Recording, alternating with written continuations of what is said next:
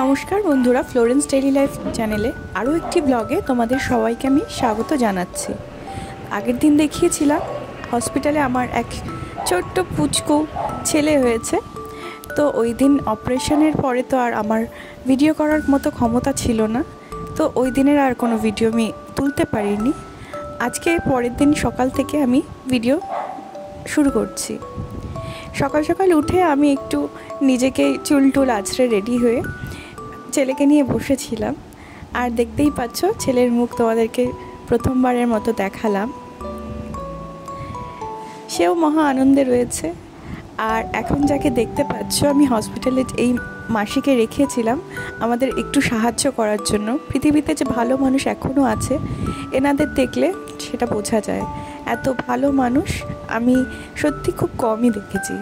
আমি বাড়ি আসার পরেও এ মাসিকে ভীষণভাবে মিস করেছি।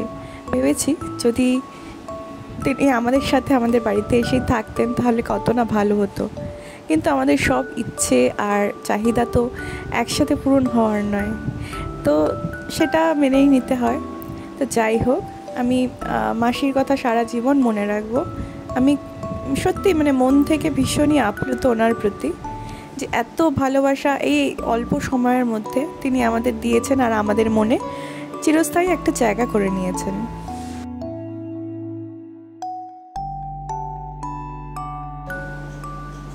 তো আমি তো ওদিকে হসপিটালে ছিলাম আমার ছেলেকে নিয়ে, আর আমার এই ছোট্ট পুচকি মেয়েটা বাড়িতে কি করছিল সেটাই আমাকে ভিডিওতে পাঠানো হয়েছিল, যাতে আমারও মনটা ভালো থাকে আর ও আমাকে একটু দেখতে পায়। যাই হোক, এবার চলে এসেছিল দুপুরের লাঞ্চ। আর লাঞ্চ করার পরে দুপুরে একটু ঘুমিয়ে পড়েছিলাম আমরা দুজনেই। আর ভিজিটিং আওয়ার্সে অভি এসেছিল, আর সাথে আমার এক বন্ধু এসেছিল, আমি একটু পরে দেখাচ্ছি। তো হসপিটাল থেকে একটা খুব সুন্দর আয়োজন করা হয়েছিল। আমার মেয়ের বেলায় যখন ভর্তি হয়েছিলাম তখন এই আয়োজনটা দেখিনি। প্রত্যেকটা নিউবর্ন বেবির জন্য বার্থডে কেক কাটার একটা সেলিব্রেশন, ছোট্ট একটা সেলিব্রেশন মতো করেছিল। কেকটা হসপিটাল থেকেই অ্যারেঞ্জ করেছিল, আর বেবির পেরেন্টসরা বা যারা দেখতে আসছিল তাদের সামনে কেকটা কাটা হচ্ছিল। তো ভীষণই ভালো লেগেছিল আমার ব্যাপারটা, কারণ কি হসপিটালে বসে এরকম একটা সারপ্রাইজ পাওয়াটা সত্যিই একটা আনন্দের ব্যাপার। তো আমি দুজনে মিলে বাবুকে নিয়ে কেকটা কেটেছিলাম, আর কেকটা খুব টেস্টিও ছিল।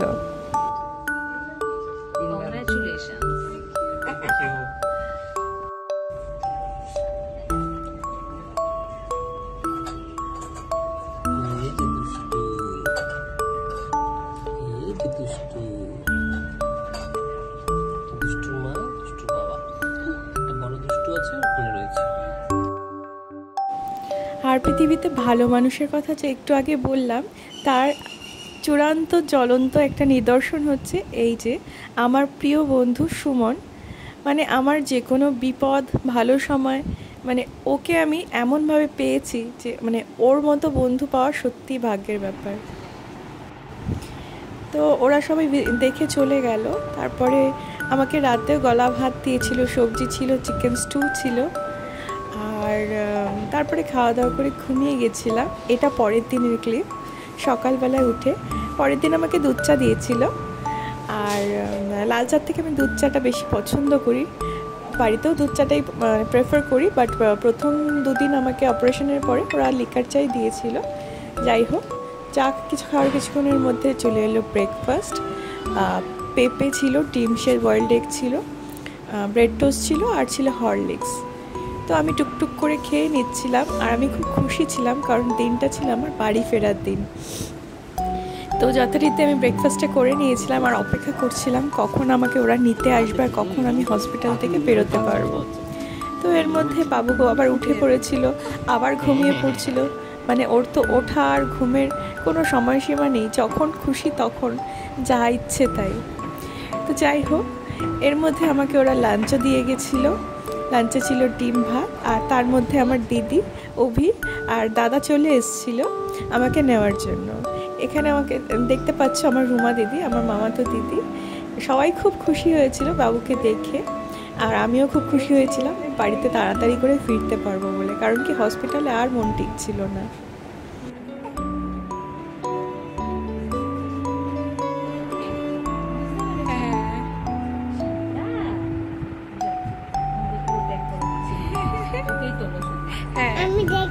আর ফেরার সময় হসপিটালের যে স্টাফরা ছিল তারাই বাবুকে একটু রেডি করে দিচ্ছিল। আর এই যে বেরিয়ে পড়েছি আমরা, সব ফর্মালিটিস শেষ হয়ে গিয়েছিল ওদের। তো আমি লিফটে যাচ্ছিলাম, আর সাথে দিদি ছিল, বুঝকুটা ছিল।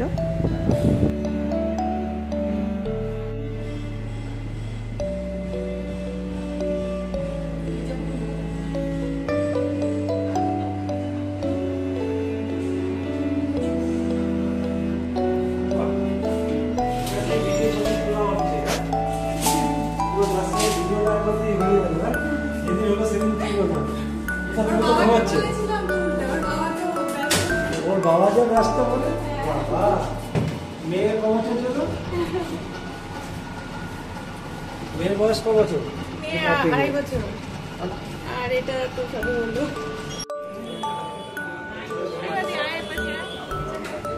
তো আমরা সবাই মিলে বেশ ছবি আর ভিডিও তুলছিলাম বাবুর সাথে।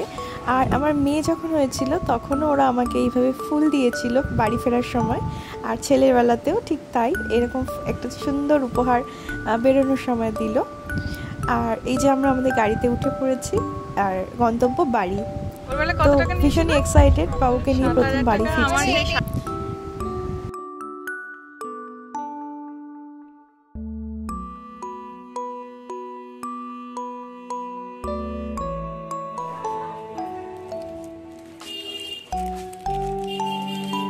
বাবু কই?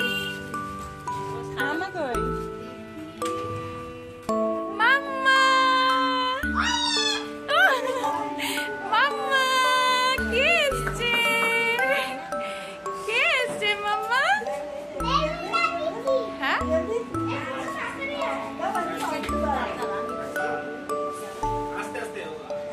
মাম্মা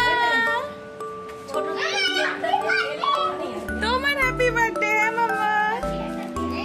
তুমি ওখানেই দাঁড়িয়ে থাকো ব্যাগ নিয়ে। বললাম একটু ফোন গুলো দিয়ে একটু ভিডিও করো, কিছু করো।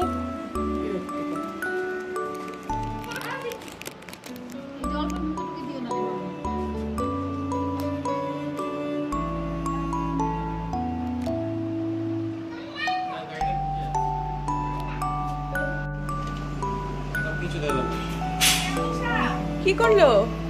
মানে কাচের কিছু কি দেখাতে পারো?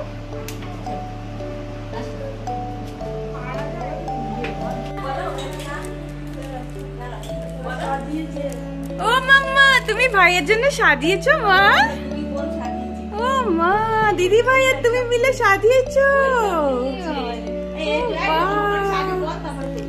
ও ছেড়ে দেবো না, আমি করে দেবো। আরে সাথে আগে ভাইকে দেখ।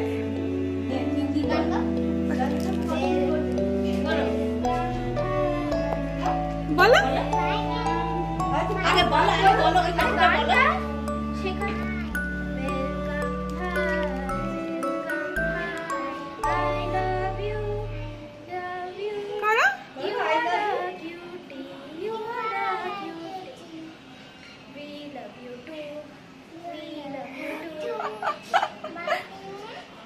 আমাদের খুশি হয়েছে?